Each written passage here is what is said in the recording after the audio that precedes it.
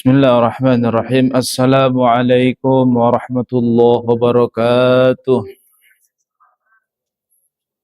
Bismillah, alhamdulillah, wassalatu wassalamu ala rasulillah wa ala alihi wa sahabatihi wa man tabi'a sunnatahu wa jama'atah min yaumina hadha ila yaumin nahdah amma ba'd. Allahumma salli wa sallim wa barik ala sayyidina Muhammad wa ala ali sayyidina Muhammad. Baik, Bapak-bapak, ibu-ibu yang saya hormati, yang semoga selalu di dalam rahmatnya Allah Subhanahu wa taala. Fa insyaallah melanjutkan kajian Kamis kita setiap awal bulan. Hari ini sesuai yang sudah di-share mungkin kita akan membahas satu tafsir daripada ayat-ayatnya Allah Subhanahu wa taala, yaitu tafsir suratul Kahfi.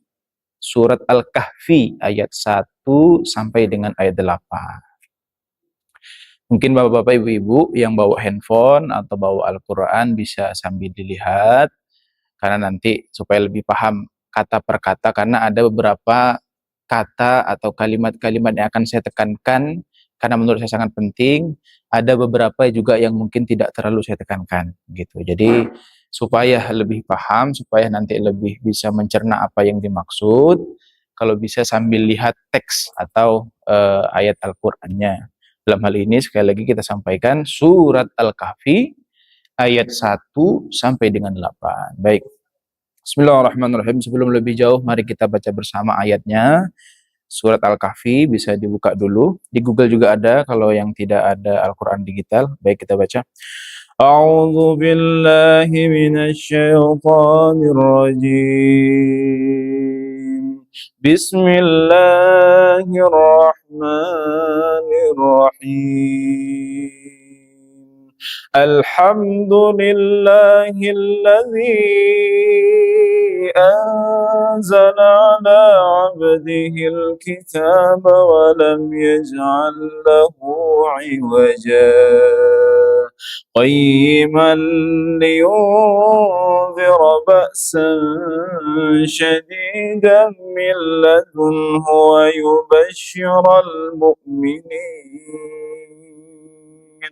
ويبشر المؤمنين الذين يعملون الصالحات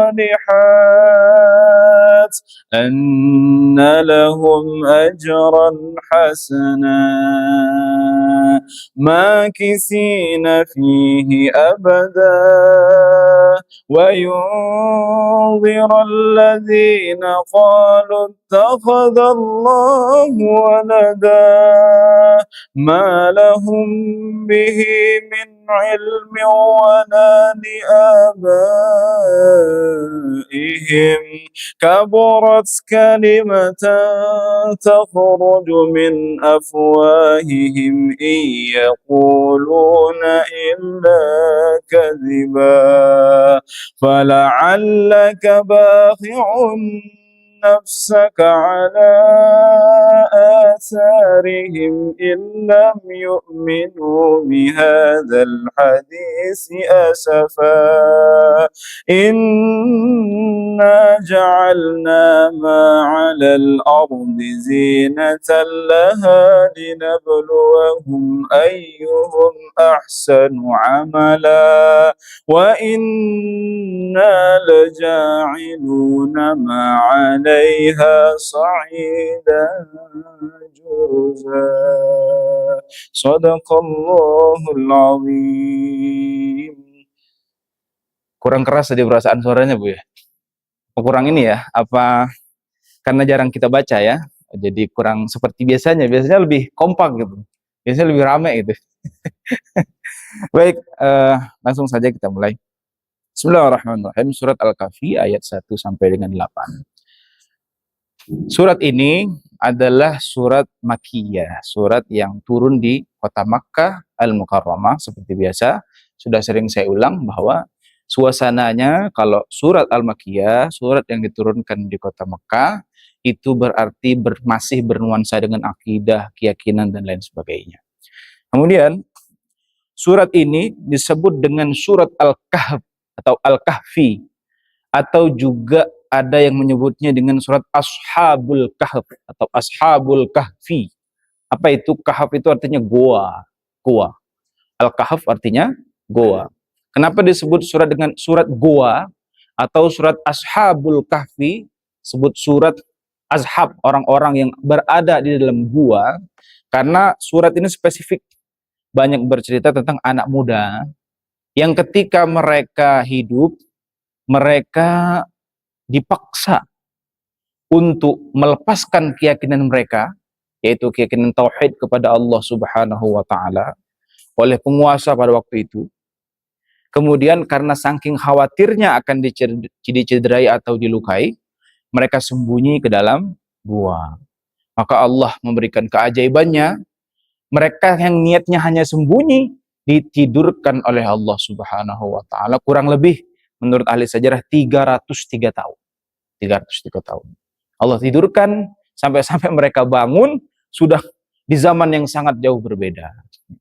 Ini adalah bukti yang luar biasa daripada Allah Subhanahu wa taala bahwa anak muda, yang namanya anak muda kan biasanya masih gejolak eksistensi, ya kan, pengen diakui. Anak-anak muda baru 17 tahun, 18 tahun, apa yang dilakukan?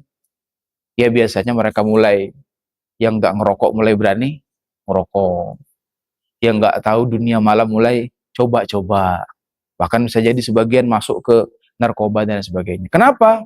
Eksistensi. Pengen diakui, saya ini anak muda, saya ini orang sudah dewasa.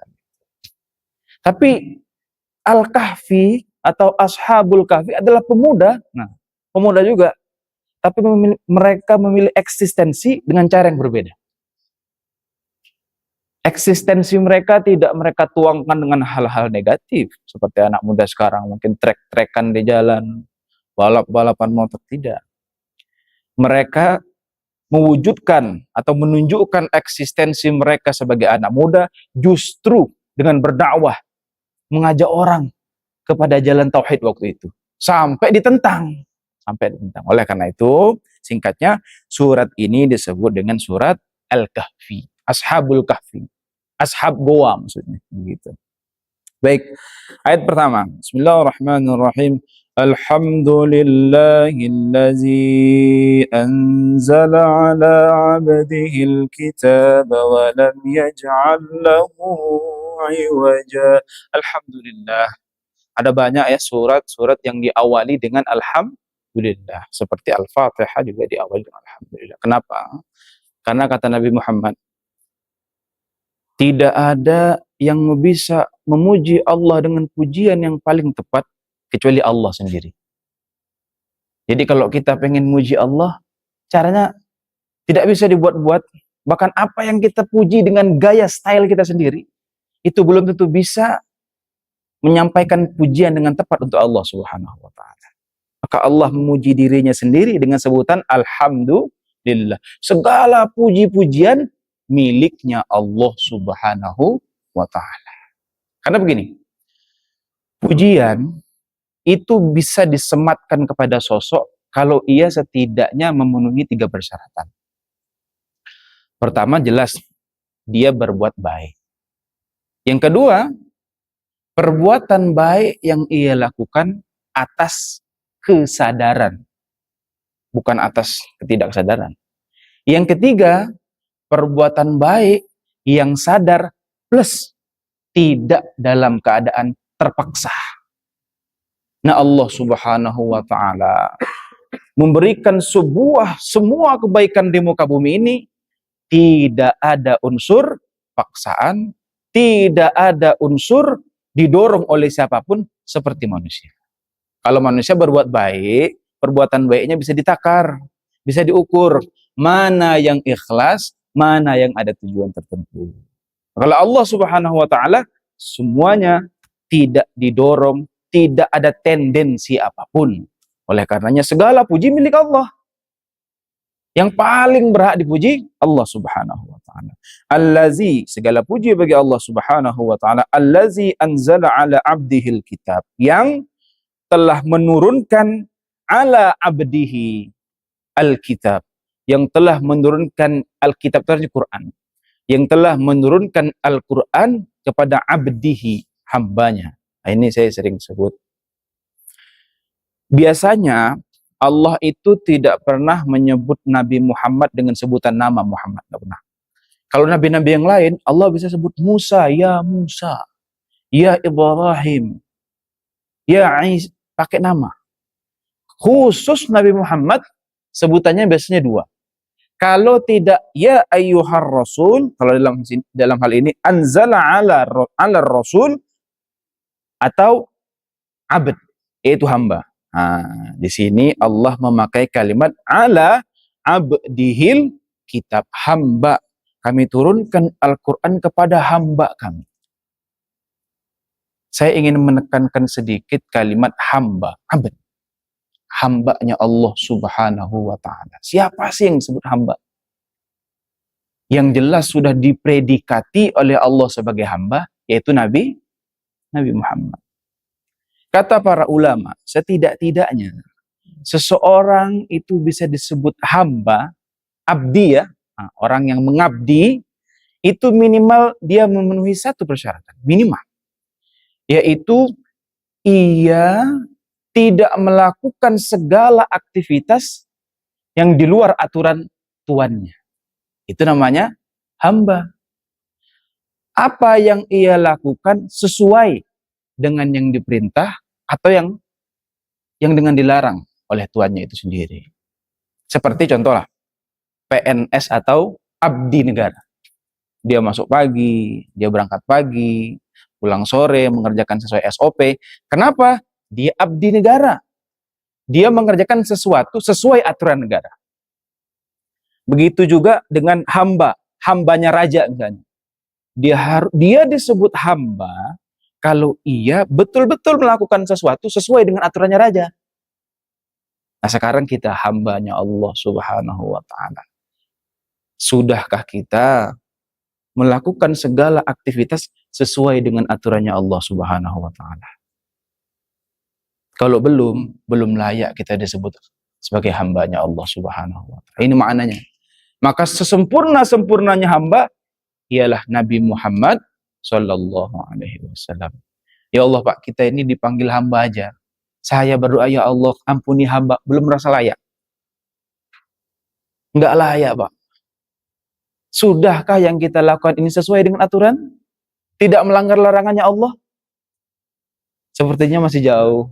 Masih ada saja yang dilanggar. Maka salah satu tujuan Allah ciptakan bumi, ciptakan manusia ini adalah agar kita terus berupaya untuk menjadi hambanya Allah. Yang benar-benar hamba. Hamba yang hakiki. Bukan hamba yang ecek-ecek. Bukan hamba yang sekedar hamba.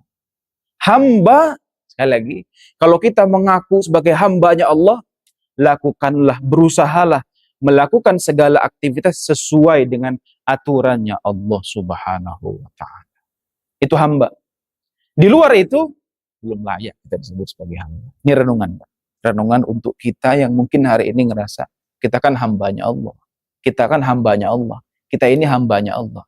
Mari merenung, sudah layak? Belum. Sudah layak belum kita mempredikati diri kita sebagai hambanya Allah subhanahu wa ta'ala. Ada rekan saya, kita sama-sama berguru dengan salah satu kiai. Gak berani dia nyebut, saya ini muridnya Kiai A. Gak berani. Kenapa? Dia tidak merasa akhlaknya seperti akhlaknya kiainya. Nyebut sebagai muridnya gak berani. Gak merasa layak. Nah begitulah kira-kira. Baik. Alhamdulillahilladzi anzala ala abdihi. Kami turunkan kata Allah Al-Quran kepada hamba kami, yaitu Nabi Muhammad sallallahu alaihi wasallam. Walam yaj'al lahu iwaja. Yang di dalam Al-Quran itu tidak ada iwaj, itu kebengkokan, tidak ada celah sedikit pun.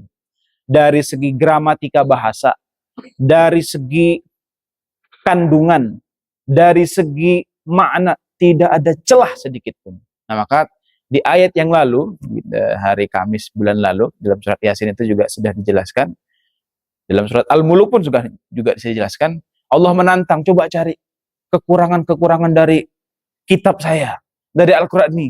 Jawabannya, lam yaj'al lahu iwaja, nggak ada. Tidak ada celah sedikit pun. Ayat kedua, qayyiman liyunzira ba'san syadidan min ladunhu wa yubashshiral mu'minin. Qayyiman ini melanjutkan, Bu ya.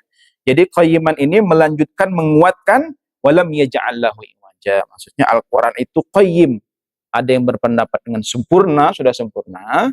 Ada juga ulama yang berpendapat wah qayyim di sini maknanya adalah meluruskan. Maksudnya kitab-kitab yang lalu, Taurat, Injil dan lain sebagainya, suhuf-suhuf itu kekini tidak dijaga oleh Allah Subhanahu wa taala. Ada yang berubah redaksinya, ada yang berubah isinya.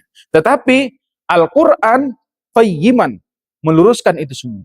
Kalau ada yang berbeda dari kitab-kitab Allah itu, kitab-kitab samawi itu dengan Al-Qur'an berbeda, maka Al-Qur'an lah yang paling benar. Karena dia qayyiman, meluruskan kitab-kitab itu. Kami turunkan Al-Qur'an liyunzira ba'san syadidan min ladun. Untuk apa? Untuk memberi peringatan bahwa ba'san syadid, ada siksa yang pedih. Ada siksa yang pedih, Pak. Jadi ini keimanan. Setelah wafat, setelah kita wafat, ada kehidupan setelah kematian. Ada ba'san syadid. Ada siksa nanti. Ini iman ini. Nggak bisa dibuktikan sekarang. Kalau mau ngebuktinya harus mati dulu. Masalahnya yang mati nggak bisa kembali lagi. Ya, ini soal keimanan. Ba'san syadid. Kami turunkan Al-Quran agar kamu beri peringatan Muhammad kepada orang-orang bahwa nanti ada siksa yang amat pedih. Yang kemudian wa yubashsyiral mu'minin. Tapi ada juga, sampaikan juga berita gembira kepada al-mu'minin, kepada orang-orang beriman. Tapi tidak berhenti sampai situ. Orang yang beriman, allazina ya'malu nassalihat. Ini penting. Banyak Al-Quran itu, Pak. Innallazina amanu wa amilus solihat, innallazina amanu wa amilus solihat, allazina ya'malun. Selalu kaitannya iman, amal soleh. Iman, amal soleh. Dalam hal ini kalau kita baca Al-Quran, banyak banget. Banyak banget kalimat iman, amal soleh. Mu'min, amal soleh. Termasuk di sini. Yubashsyiral mu'minin, sampaikanlah berita gembira kepada orang beriman yang ya'maluna shalihat, yang beramal baik, yang beramal soleh. Artinya apa? Nah, ini tolong diingat. Artinya begini. Keimanan selalu melazimkan kebaikan, kesolehan. Iman selalu terkait, terhubung, terkorelasi dengan yang namanya amal soleh. Jadi kalau ada orang berkata begini, yang penting hati bersih, tapi pakai jilbab ntar-ntar aja. Itu sesuai nggak itu? Tidak sesuai, tidak korelasi, tidak hanya beriman, bukan. Kalau beriman mestinya dia amal soleh. Yang penting mah hati bersih. Sholat nggak sholat mah ntar-ntar. Nggak masalah sholat mah nggak sholat. Yang penting hati bersih. Kan ada yang begitu? Ada tuh. Yang penting mah hati bersih. Yang penting nggak gangguin orang. Allah menyebutkan yang bakal selamat bukan yang begitu. Yang hatinya bersih dan yang beriman dan beramal soleh. Atau ada yang berkata sebaliknya. Yang penting amal soleh, berbuat baik. Agama apa terserah. Ada nggak? Yang penting mah baik, mau pakai jilbab, mau sholat, mau ngorok, mau apa. Yang penting gue nggak ngguin orang. Ada nggak begitu? Banyak. Tapi ingat, nah di sini kalimat yang sering di Al-Quran tuh, wa amanu amilus sholihat. Di sini mukmin amilus sholihat. Itu artinya iman dan amal soleh selalu berkaitan. Selalu ada korelasi. Ya. Jadi kalau yang mendapatkan berita gembira, mendapatkan kebaikan, ganjaran kebaikan, itu selalu dua. Dia beriman dulu, kemudian beramal soleh. Maksudnya dia hatinya bersih, beriman, sholat juga. Beriman, pakai jilbab juga. Atau sebaliknya, berbuat baik, nolong orang, tapi beriman juga. Gitu ya. Jangan dipisah-pisah nih. Jangan dipisah-pisah. Orang liberal banyak begitu, Pak. Dulu saya di kampus, saya mempelajari itu karena saya usuluddin. Ada 3 fan pokok. Pertama akidah, kedua filsafat Islam waktu itu. Yang ketiga tasawuf, 3 fan pokok. Kalau saya belajar akidah ya, permasalahannya mungkin menguatkan iman. Tapi ketika buka filsafat, sampai nih Pak ya, tasawufnya Rumi atau filsafat-filsafatnya Rumi, ada tokoh namanya Jalaluddin Rumi itu selalu dikaitkan dengan mau apapun agamanya, selagi kita berbuat baik, pasti masuk surga. Nah, itu filsafat dulu saya pelajari itu begitu. Banyak banget. Ya dikuat-kuatin lah dengan pendapat-pendapatnya Rumi. Padahal belum tentu Rumi berpendapat demikian. Nggak ada Jalaluddin Rumi berpendapat demikian, itu nggak ada. Cuma itu cocokologi saja. Nah, jadi sekali lagi, iman melazimkan amal soleh. Amal soleh selalu terkait dengan iman. Maka orang-orang yang beriman dan melakukan amal soleh, maka dikatakan di sini annalahum ajran hasanah. Bagi mereka itu pahala yang mulia, yang banyak, yang baik. Selalu begitu. Ya. Dan satu lagi. Ini kalau orang-orang ngerti nahu, di kalimatnya di sini mu'mininal ladzina ya'malu. Perhatikan, ya'malu itu fi'il mudhari itu. Secara nahu disebut dengan fi'il mudhari. Fi'il mudhari itu artinya kontinuitas, bahasa Inggrisnya berkesinambungan. Artinya orang-orang yang mendapatkan berita gembira, balasan-balasan baik adalah orang yang beriman yang kontinu beramal soleh. Bukan pagi hari ini baik, besok bunuh orang. Pak hari ini sholat, besok maling, kan begitu. Kontinu beramal baiknya, kontinu istiqomah. Kemudian yang ketiga, makisina fihi abada. Orang-orang yang beriman, beramal soleh, berbuat baik itu kekal di dalam surganya Allah Subhanahu wa Ta'ala. Kekal, Pak, abada.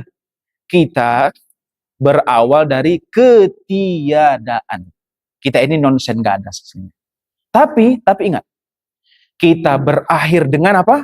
Keabadian. Bukan saya ngomong, bukan.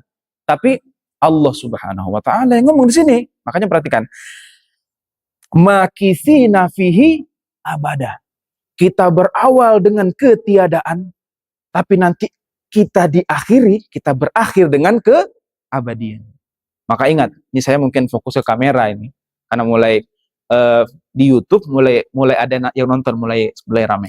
Saya mungkin pengen sampaikan di sini di kamera, di depan sini, bahwa seberat apapun masalah kita hari ini, yang mungkin solusinya adalah mati, ya. Ada kan orang ya, saking beratnya masalah, tidak ada solusi, kesimpulan terakhirnya mati adalah selesai. Mati akan menyelesaikan masalah. Ingat, mati bukanlah akhir dari segalanya. Membunuh diri bukanlah akhir dari segalanya. Karena kita berakhir dengan 2. Dengan keabadian. Tetapi keabadiannya di mana dulu nih? Keabadian di surga atau keabadian di mana? Neraka. Pilih. Jangan sampai hanya karena masalah hari ini, yang mungkin masih berat hari ini, lalu keputusan kita adalah kematian, kita menjadi makhluk yang abadi di nerakanya Allah Subhanahu wa Ta'ala. Jangan sampai. Ya. Ingat sekali lagi, kita berawal dengan ketiadaan, berakhir dengan keabadian. Jangan sampai kita abadi di nerakanya Allah Subhanahu wa Ta'ala hanya karena masalah yang mungkin hari ini masih berat. Mungkin hari ini masih belum ada solusinya. Ya, jangan sampai. Makithina fihi abada. Kita abadi. Kita ini akan abadi. Meskipun prosesnya panjang. Kalau setelah kita wafat, kita menunggu tiupan sangkakala, menunggu hari kiamat. Setelah hari kiamat, alam barzakh selesai, masuklah kita ke padang mahsyar. Di padang mahsyar nanti ditanya lagi segala macam, sampai terus ke sirat, sampai ke telaga, sampai nanti di depan pintu surga kah atau pintu neraka. Memang panjang, Pak. Memang panjang. Dan hidup ini tidak berhenti sampai di sini, tidak berhenti sampai di dunia saja, tidak. Makithina fihi abada. Ayat maksudnya.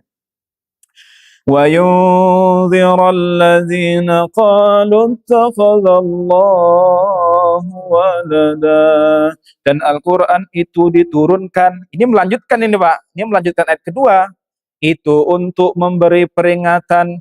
Qalu ittakhadallahu walada. Kepada mereka yang berkata, Allah itu punya anak. Maksudnya siapa ini? Orang Nasrani. Ternyata sudah sejak dulu Pak.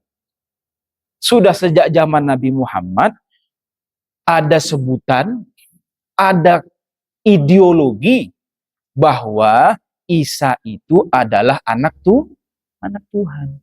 Allah membantah di sini. Berikan peringatan kepada mereka yang mengatakan bahwa Allah itu punya anak. Kalau orang Yahudi waktu itu mengatakan Uzair ibnullah. Uzair itu orang soleh juga di Yahudi. Uzair adalah anaknya Allah. Orang Nasrani berkata Isa ibnullah.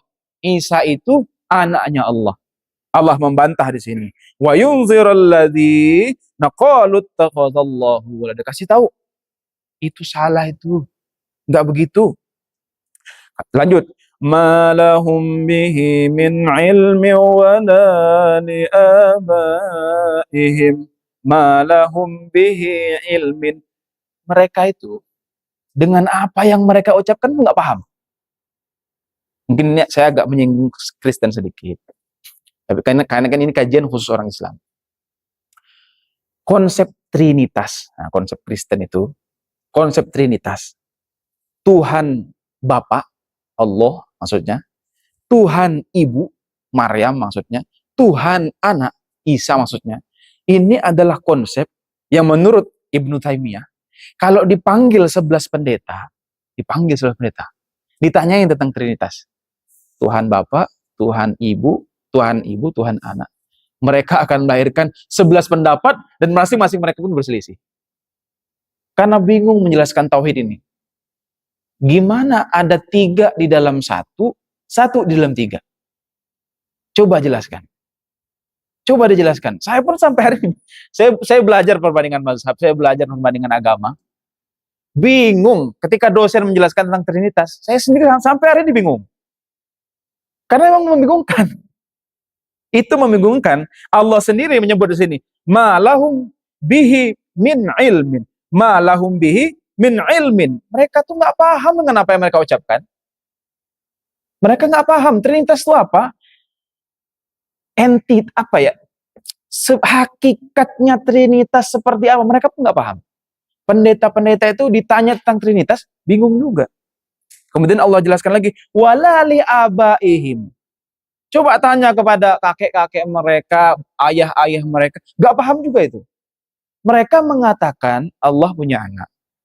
Mereka sendiri itu nggak paham dengan kalimat itu.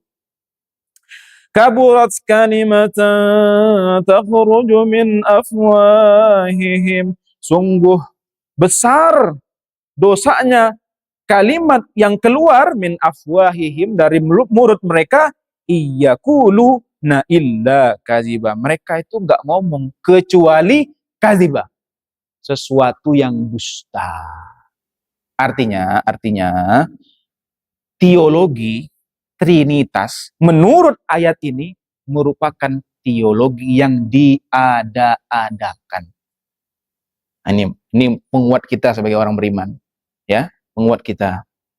Trinitas itu satu, secara ideologi bingung dijelaskan secara logis.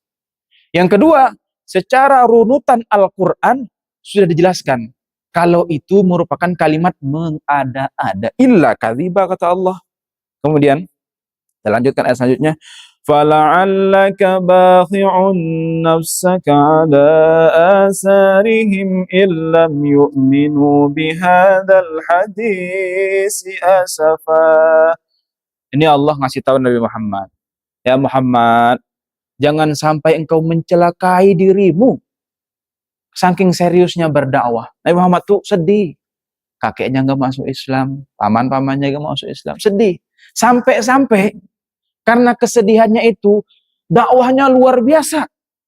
Luar biasanya melampaui batas sampai mencelakai dirinya sendiri. Kata Allah di sini, berdakwahlah, cukup sampaikan dengan baik.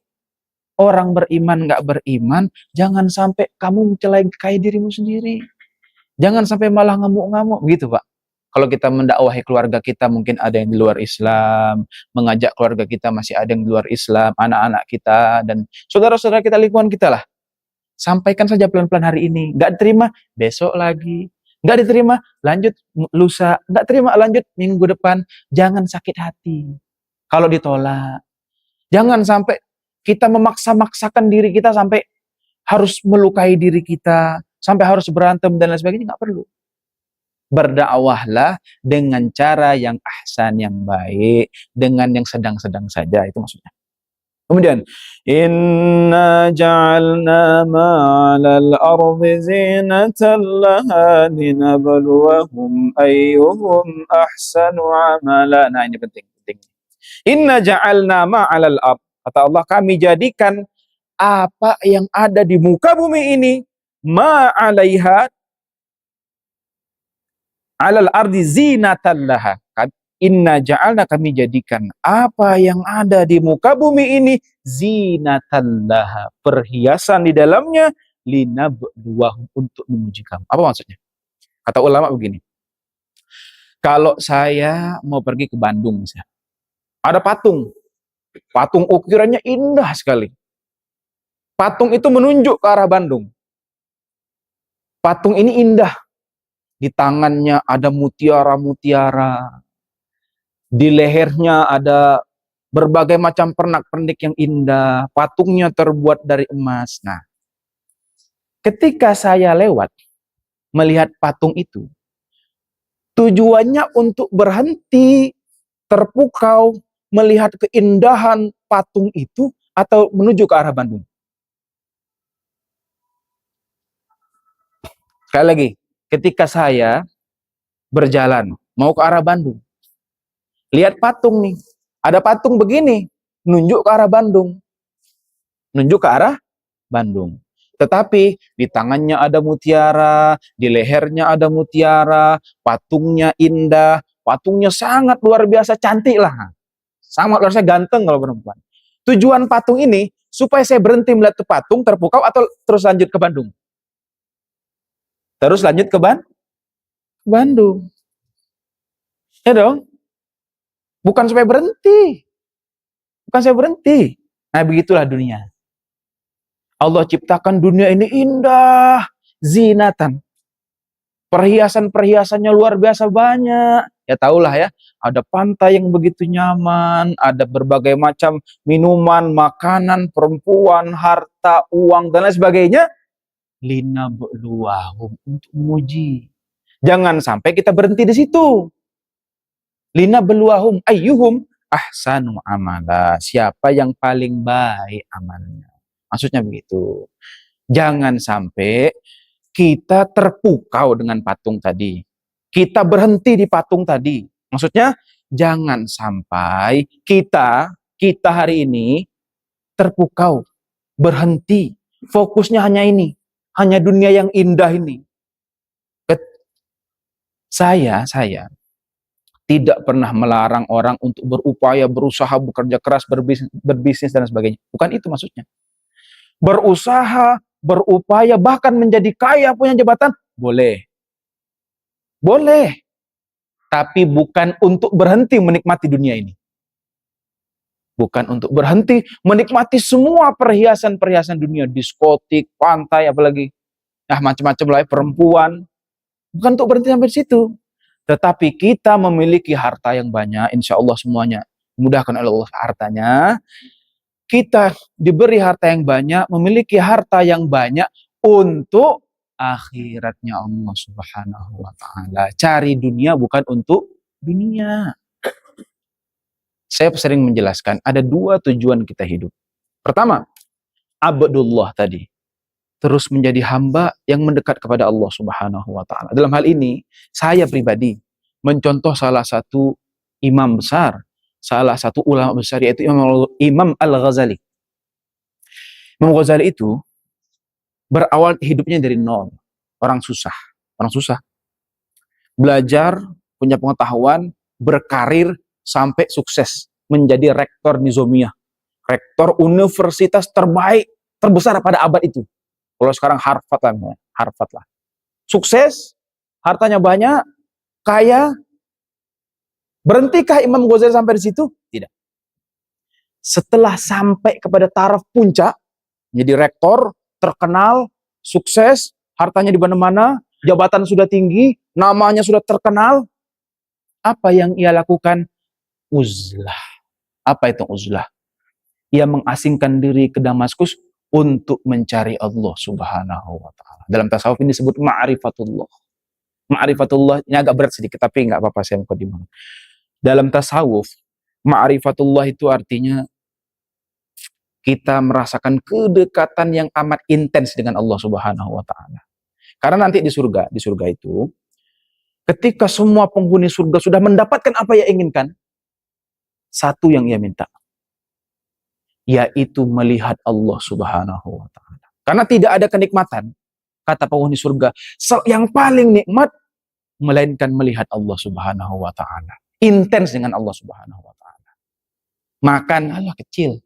Minum, makanan yang lezat, perempuan, apapun itu kenikmatan itu kecil dibanding kenikmatan melihat Allah Subhanahu wa taala. Itu kata-kata orang surga nanti. Makanya Imam Ghazali setelah sukses, kaya, terkenal, yang ia kejar adalah ma'rifatullah. Berzikir, beruzlah, sebagai bagaimana ia bisa terus mendekat dengan Allah Subhanahu wa taala. Ini tujuan pertama, abdullah. Jadi nggak hanya berhenti sampai di kaya saja, tidak hanya berhenti sampai punya jabatan saja. Yang kedua, khalifatullah, sebagai khalifahnya Allah. Apa khalifah? Khalifah itu artinya wakilnya Allah. Tujuan kita hidup tadi, satu, mendekat kepada Allah. Yang kedua, khalifatullah, wakilnya Allah. Apa tujuannya? As-saqafah wal hadarah, yaitu membangun peradaban, membantu orang yang susah, membantu orang yang kekurangan, membangun jalan, membangun pendidikan, dan sebagainya. Ya seperti Pak Haji Robert lah. Seperti Pak Haji yang selalu membantu di mana-mana, menolong di mana-mana. Seperti itulah. Itulah esensi daripada khalifatullah. Menolong, membantu, menjaga, dan lain sebagainya. Karena ada hadis khairun nas anfa'uhum linnas. Sebaik-baik manusia yang paling banyak menebar manfaat untuk manusia lain. Kita tidak akan mungkin bisa maksimal menjalankan hadis ini kalau kita tidak memiliki keuangan yang cukup dan jabatan yang tinggi. Nggak mungkin bisa. Yang paling bisa sempurna mengamalkan hadis ini, ya dua. Ia yang memiliki finansial yang baik dan jabatan yang baik. Gitu. Jadi tujuan hidup kita jangan sampai berhenti di sini. Jangan sampai kita terpukau dengan zinatallaha. Jangan sampai kita terpukau dengan keindahan perempuan-perempuan yang cantik misalnya. Keindahan-keindahan, kebanyakan uang, rekening misalnya saldonya 2M, 10M. Jangan berhenti sampai di situ. Tujuan kita dua, menuju Allah dan semakin banyak bermanfaat untuk manusia lain. Lanjut. Linabluwahum ayyuhum ahsanu amala, untuk menguji kalian siapa yang paling baik amalnya. Ini sejalan dengan surat Al-Mulk. Allah ciptakan allazi khalaqal mauta wal hayata liyabluwakum, untuk menguji kamu siapa yang paling baik. Kalau ada kalimat lebih baik, lebih bagus, ahsan, itu artinya apa? Allah membandingkan. Kalimatnya di sini tidak hasan. Untuk menguji kamu siapa yang paling baik, bukan. Siapa yang baik, bukan. Tetapi siapa yang paling baik. Agar apa? Kita berlomba-lomba menjadi manusia yang paling baik. Kemudian ayat terakhir. Wa inna laja'iluna ma'alaiha sa'idan jurza. Dan kami jadikan nanti di akhirat bumi ini datar, rata. Nanti ketika hari kiamat, bumi ini datar. Kata para ulama, orang-orang yang berhenti sampai di dunia, fokus hidupnya hanya dunia, hanya kaya, hanya punya jabatan saja, amalnya sia-sia seperti bumi yang sudah diratakan oleh Allah Subhanahu wa taala. Inilah 8 ayat kita. Mungkin kita lanjut kepada pertanyaan. Wallahu muwaffiq ila thoriq. Assalamualaikum warahmatullahi wabarakatuh.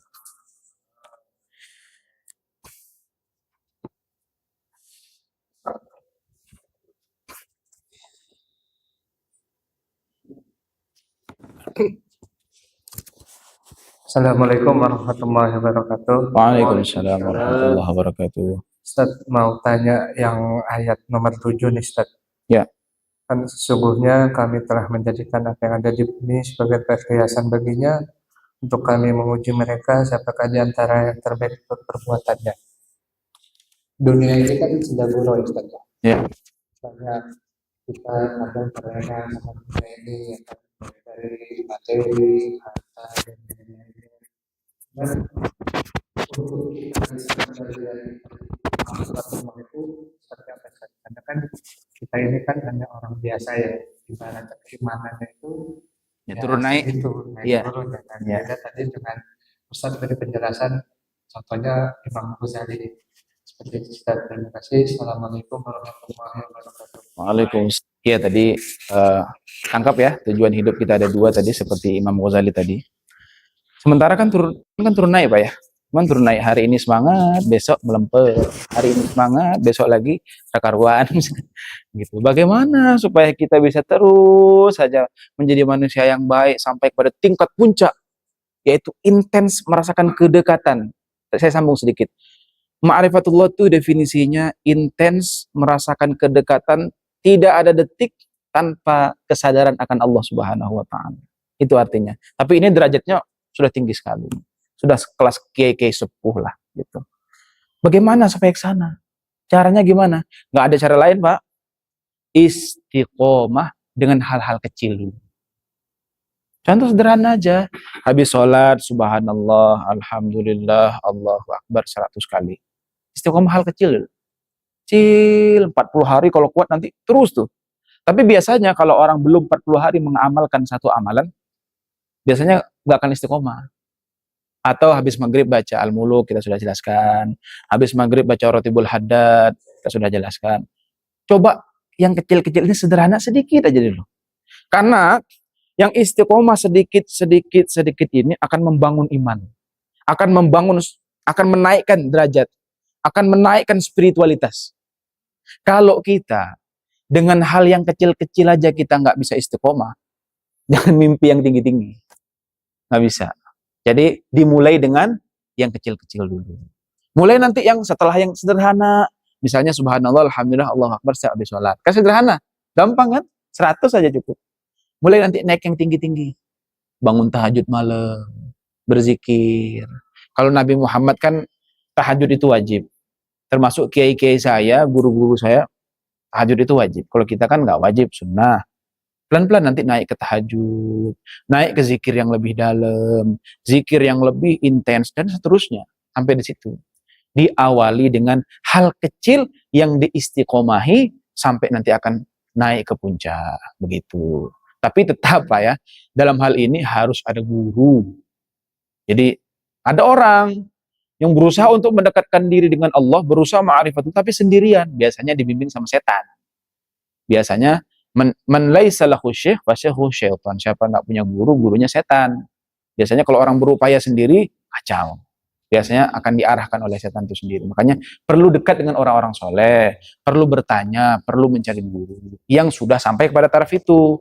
Gitu. Kalau kita misalnya pengen sukses berbisnis, ya harus dekat dengan orang yang sudah sukses berbisnis, kan gitu. Kalau kita pengen sukses bisa memahami agama, ya harus dekat dengan orang-orang yang paham agama, ulama. Gitu juga kalau kita ingin sukses dekat dengan Allah, carilah orang-orang yang sudah sampai dengan Allah Subhanahu wa taala. Itulah ulama-ulama sufi, saya percaya sekali ulama sufi, ulama-ulama thariqah, itu mereka bisa kita dengarkan, bisa kita deketin, bisa kita cari, kita ikuti apa yang diamalkan, apa yang dia ucapkan, begitu. Tapi selalu dimulai dengan langkah kecil. Baik, itu aja jawaban dari saya. Ada lagi pertanyaan?